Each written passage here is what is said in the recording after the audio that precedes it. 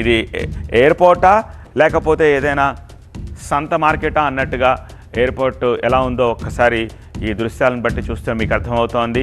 So వాళ్ళు తమ లగేజ్ను కూడా తీసుకోవట్లేదు కాబట్టి లగేజ్కి అంతా ట్యాక్స్ వేసేసి అలాగే ఆ ఏరియాలోనే బెంగళూరు ఎయిర్పోర్ట్ ఇది ఎలా పెట్టేశారో చూడొచ్చు. సో మనుషులకే దిక్కులేదు, ఇక లగేజ్ ఏముంది చెప్పుకోవడానికి, కానీ చూడొచ్చు. ఎందుకంటే లగేజ్ తోటి మొత్తం స్పేస్ అంతా ఆకుపై కనిపిస్తోంది. కూర్చోవడానికి చైర్స్ లేవు, కింద కూర్చుంటున్నారు, కింద పడుకుంటున్నారు, ఎలా పడితే అలా పడేస్తుంటున్నారు. చూడండి, ఏదైనా ఒక సూట్ కేసు షోరూమ్కి వెళ్ళామా, అవి అమ్మే చోట్లకి వెళ్ళామా అన్నట్టుగా ఉంది సిచ్యువేషన్. మొత్తం అంతా లగేజ్ ట్యాగ్లు వేసి అలా పెట్టేసి కూర్చున్నారు. ఏ కౌంటర్ కూడా మూవ్ అవ్వట్లేదు, ఏ కౌంటర్లను కూడా ఎంప్లాయీ కనిపించట్లేదు, మనం చూడొచ్చు. సో అలా పెట్టు కూర్చున్నారు. ఇవన్నీ తీసుకుని ఎప్పుడు ఒక్కొక్కటిగా డిస్పాచ్ అవుతాయి, ఎప్పుడు ఫ్లై అవుతారు, ఎప్పుడు ఇవన్నీ చెకిన్లోకి వెళ్తాయి, ఎవరి లగేజ్ ఏంటి, ఎలా చూసుకోవాలి. సో ఎలాంటి సిచ్యువేషన్ ఉందో ఎయిర్పోర్ట్లో, ఇలాంటి దృశ్యాలు అనేకం గడిచిన 4 రోజులుగా అన్ని ఎయిర్పోర్ట్లోనూ, ముఖ్యంగా ఈ మెట్రోపాలిటన్ ఎయిర్పోర్ట్స్లో అయితే మరీ బాగా కనిపిస్తున్నాయి.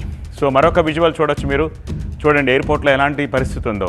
లగేజ్ తోటి ఎక్కడ చైర్స్ లేవు, ఎక్కడ పడితే అక్కడే నుంచి ఉంటున్నారు, ఎక్కడ పడితే అక్కడే కూర్చుంటున్నారు, నేల మీద పడుకుంటున్నారు. వాళ్ళకి సరైన ఫుడ్ ప్రొవైడ్ చేయట్లేదు, వాటర్ ప్రొవైడ్ చేయట్లేదు, వాళ్ళకి సరైన ఇన్ఫర్మేషన్ ఉండట్లేదు. సో అందుకే ఇప్పుడు లేటెస్ట్గా దిగొచ్చి మీరు చెక్ చేసుకుని కనుక్కునే ఎయిర్పోర్ట్లకు రండి అని చెప్పేసి ఇండిగో చెప్తున్న పరిస్థితి కనిపిస్తోంది.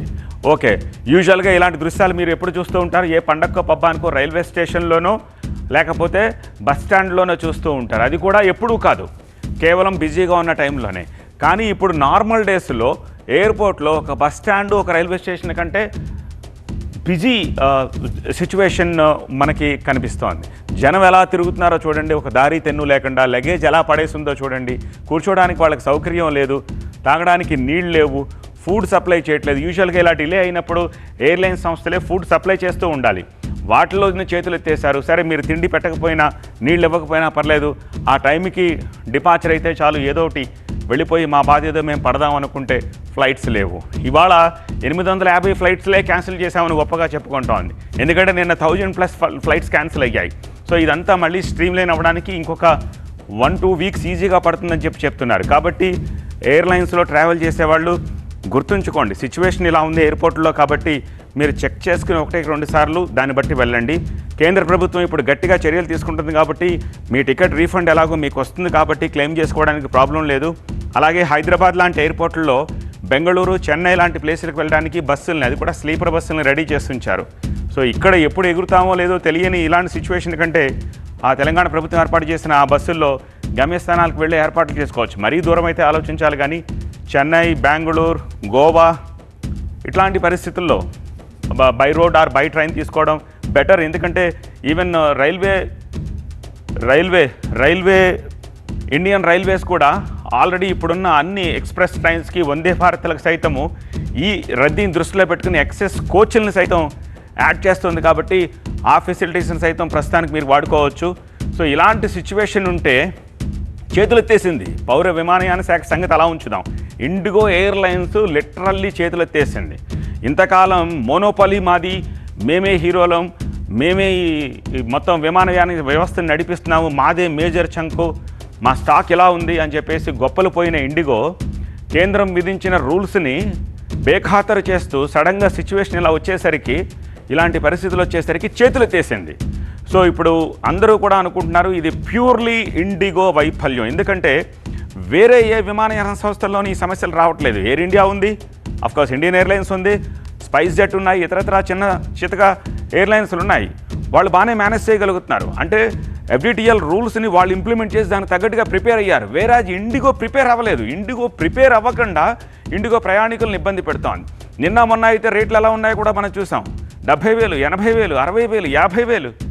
సో దానికి చెక్ పెట్టింది అట్లీస్ట్ కేంద్ర ప్రభుత్వం. ఇమ్మీడియట్గా మీరు ఇష్టానుసారంగా రేట్లు పెంచేస్తానంటే కుదరదు అని చెప్పి ప్రతి ఎయిర్లైన్స్కి కూడా పరిమితి విధించింది. అంతకు మించి తీసుకోవడానికి వీల్లేదు అని చెప్పి. సో టికెట్ అలొకేట్ చేస్తే కంపల్సరీ ఆ గరిష్ట రేటుకు మాత్రమే మీరు అలొకేట్ చేయాలి తప్పితే అంతకు మించి తీసుకోవడానికి లేదు. సో ఇప్పుడు విమానయాన సంస్థలు కూడా దారికి వస్తాయి ఈ నిబంధనలతోటి. సో ఎంటైర్ సిచ్యువేషన్ ఇలా ఉంటే లిటరల్లీ ఇండిగో చేసిన మిస్టేక్గా ప్రయాణికులంతా ఫీల్ అవుతున్నారు. చేతులెత్తేసింది ఇండిగో అని చెప్పేసి ఇండిగోపై గగ్గోలు పెడుతున్నారు.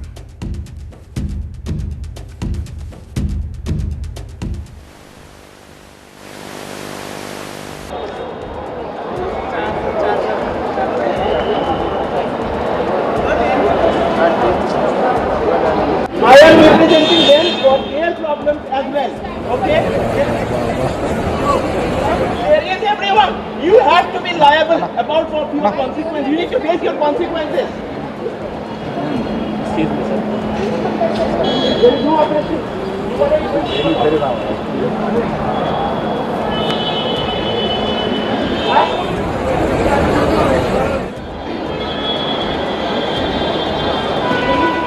సో నిన్న మొన్న అటు మొన్న చూసాము ఇండిగో ఎంప్లాయీస్ని ప్యాసింజర్స్ క్వశ్చన్ చేస్తున్న దృశ్యాలను చూసాము. ఇవాళ వాళ్ళకి ఓపిక నశించిందో ఏమో, లేకపోతే అక్కడ ఎవరు సమాధానం చెప్పడానికి లేరో అలాంటి దృశ్యాలు కనిపించట్లేదు. ఒక విదేశీ మహిళ అయితే ఇండిగో ఇస్తున్న రెస్పాన్స్కి కోపం వచ్చేసి వాళ్ళ గ్లాస్ రూమ్ లోపలికి గట్టిగా పైకెక్కేసి గట్టిగా అరుస్తూ ఆమెను బెదిరించిన దృశ్యాలు కూడా మనం చూసాము. సో మన దేశంలోనే కాదు, ఇప్పుడు విదేశీయుల దృష్టిలో కూడా ఇండిగో సంస్థ ఏమిటనేది ఈ విషయం తేటతెల్లం చేసింది. ప్రపంచవ్యాప్తంగా ఇప్పుడు దృష్టి పెడుతున్నారు ఇండిగో ఇలా ఎందుకు చేస్తోంది అని చెప్పేసి. పౌర విమానయాన శాఖ, సుప్రీంకోర్టు రెండు కూడా, కేంద్ర ప్రభుత్వం కూడా ఇప్పుడు ఇండిగో మీద దృష్టి పెట్టింది. ఇండిగో సీఈఓని ఈ నేపథ్యంలో ఇవాళ మార్చేసే అవకాశం ఉంది. సీఈఓ పీటర్ ఎల్బర్స్పై ఇవాళ వేటు పడే అవకాశం కూడా కనిపిస్తోంది. ఇండిగో ఈ పనికిమాలిన పనితోటి ఇండిగో స్టాక్ కూడా గడిచిన 3-4 రోజులుగా స్ట్రెస్కి గురవుతూనే ఉంది, స్టాక్ కొలాప్స్ అవుతూనే ఉంది. ఆ దృశ్యాలను కూడా మనం నిన్న మొన్న ట్రాక్ చేశాము. ఈరోజు రేపు మార్కెట్ సెలవు, మండే తర్వాత కూడా ఇండిగో సిచ్యువేషన్ ఇలాగే ఉంటే ఆ పతనం ఇంకా కొనసాగే అవకాశం సుస్పష్టంగా కనిపిస్తోంది. పదుల కొద్దీ ఉండాల్సిన జనం వందల కొద్దీ వేల కొద్దీ ఎయిర్పోర్ట్లో ఎలా ఉన్నారో ఆ లాంజుల్లో మనం చూడొచ్చు.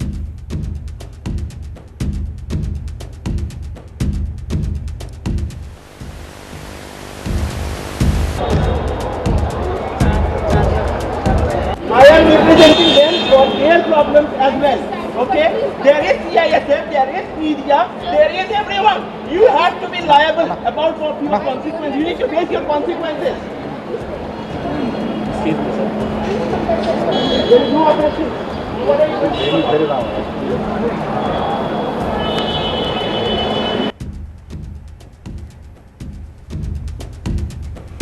ఈ ఒక్క ఇన్సిడెంట్ తోటి ఈ మోనోపోలీకి కూడా చెక్ పెట్టాల్సిన అవసరం ఇప్పుడు కనిపిస్తోంది. కేంద్ర ప్రభుత్వము, కేంద్ర పౌర విమానయాన శాఖ దీనిపై కూడా దృష్టి పెట్టాలి. ద లార్జెస్ట్ ఎయిర్లైన్స్ మాది అని గొప్పగా చెప్పుకుంటున్న ఇండిగోకి ఇప్పుడు చెక్ పెట్టాల్సిన టైం వచ్చింది. సో కేంద్ర ప్రభుత్వం ఈ దిశగా ఏ చర్యలు తీసుకుంటుందో మనం చూడాల్సిన అవసరం కనిపిస్తోంది. ఎందుకంటే మోనోపలి ఉన్నప్పుడే వాళ్ళలో ఈ రెస్పాన్సిబిలిటీ అనేది తగ్గుతూ ఉంటుంది. అది సుస్పష్టంగా ఇవాళ కనిపిస్తోంది. వాళ్ళ తలబిరుసు సమాధానాలు, లేకపోతే ప్రాపర్గా అడ్రస్ చేయలేకపోవడాలు, ఈ ఇష్యూని వీటన్నిటి బట్టి చూస్తుంటే ఇండిగోకి భవిష్యత్తులో తిప్పలు తప్పవని చెప్పి అర్థమవుతోంది. ఇండియాలో కుప్పకూలింది మొత్తం ఎయిర్లైన్స్ వ్యవస్థ అంతా కూడా అస్తవ్యస్తంగా మారిపోయే ఎయిర్పోర్ట్లు. లగేజ్తో నరకం అనుభవిస్తున్నారు ప్రయాణికులు. 4 రోజులైనా సరే సిచ్యువేషన్స్ దారికి రాలేదు. కొంతమంది చనిపోయిన వాళ్ళని చూడడానికి వెళ్ళడానికి ఆస్కారం లేదు. బై రోడ్ వెళ్ళేంత దగ్గర దూరాలు కాదు. వివాహాలు రద్దు చేసుకుంటున్నారు. ఆన్లైన్లోనే రిసెప్షన్లు చూసాం మనం. 850 విమానాలే రద్దంటూ చావు కబురు ప్రపంచం ముందే తలదించుకునేలా చేసింది ఇండిగో. నిమ్మకు నీరెత్తినట్టు వ్యవహరిస్తోన్న కంపెనీని ఇప్పుడు పౌర విమానయాన శాఖ ఏం చేస్తుంది అని చెప్పి ప్రయాణికులు ప్రశ్నిస్తున్న పరిస్థితి కనిపిస్తోంది. ఇండిగోను కంట్రోల్ చెయ్యలేరా అంటూ ఆగ్రహం వ్యక్తం చేస్తున్న పరిస్థితి కనిపిస్తోంది.